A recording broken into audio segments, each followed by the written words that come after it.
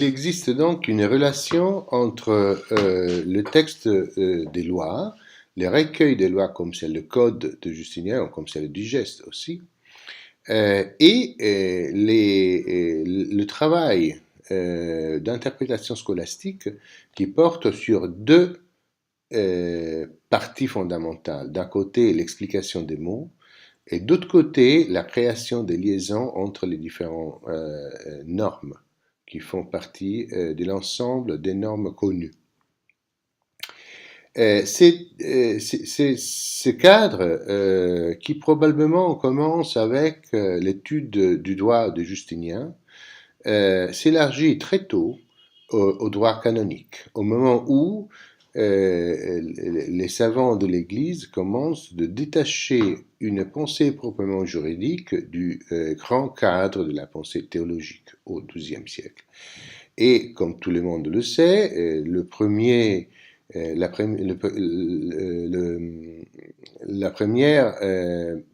collection de droit canonique est l'ainsi dit décret de Gratien,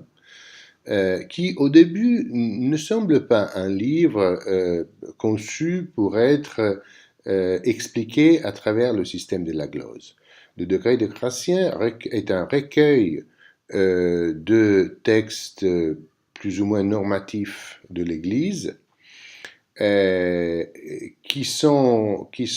rassemblés dans un ordre logique avec des commentaires qui ne se trouvent pas dans les marges ou entre les lignes, comme c'est le cas des gloses, mais qui se trouvent dans le texte lui-même, parce que Gratien introduit des commentaires, des explications, ce qu'on appelle les dictats, les dits de Gratien, pour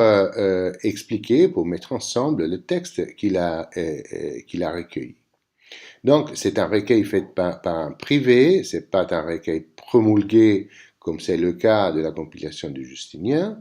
et c'est un recueil qui ne se prétend pas comme une collection absolue ou indiscutable de toutes les normes qui sont en vigueur. Par contre, dès la moitié du XIIe siècle, ce recueil plutôt originel et tout à fait différent par rapport au code, aux digestes, aux institutions, commence à être traité de la même façon dont les glossateurs étaient en train de traiter les livres de Justinien. Et voilà donc que le décret change un peu sa nature et devient un livre établi et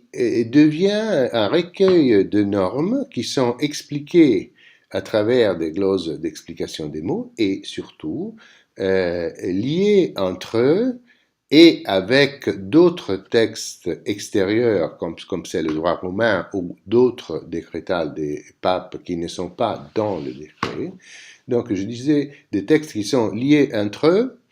à travers un système d'allégation qui est tout à fait pareil au système d'allégation inventé par les juristes du droit civil. Voilà donc que la liaison entre législation et traitement scolastique devient de plus en plus étroite à l'intérieur du droit de l'Église plutôt que du droit civil. Pour une raison simple et compréhensible, c'est-à-dire que les législateurs de l'Église, à la différence de l'empereur de Rome, étaient vifs et très actifs. Et donc, vers la fin du XIIe siècle, les papes commencent de produire de plus en plus de nouvelles normes qui s'appellent décrétales et que sont traitées elles aussi d'une façon scolastique, c'est-à-dire que ces normes ne sont jamais vraiment en vigueur jusqu'au moment où elles reçoivent un traitement scolastique et donc sont insérées dans ce réseau de allégations qui construit exactement ce que après on appellera le droit. Le droit n'est pas autre chose que des normes qui ne sont pas compréhensibles à elles-mêmes, mais qui sont compréhensibles seulement à travers la liaison entre autres normes et la pensée des interprètes qui forment des principes juridiques sur la base de la force donnée aux idées par la norme juridique.